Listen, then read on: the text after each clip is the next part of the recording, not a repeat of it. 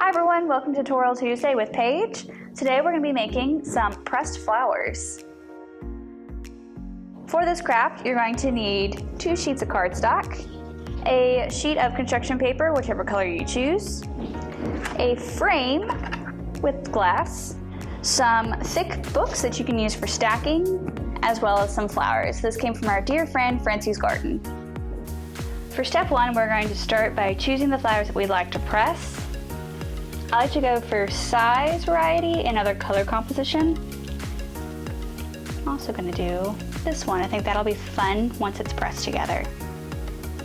For step 2, we're going to take a thick book,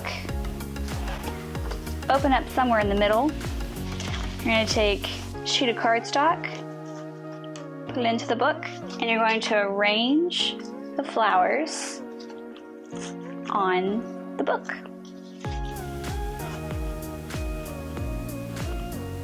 There we go. Then you're going to take your other piece of cardstock and put it on top of the flowers. Shut the book. And to give it added weight, we're going to stack more books on top of that. And you're going to let this sit for about a week.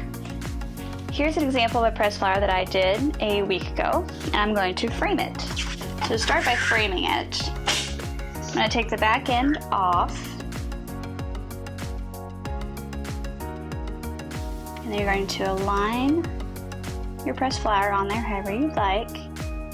Then you can frame it, seal it, and it's ready to be hung up on a wall.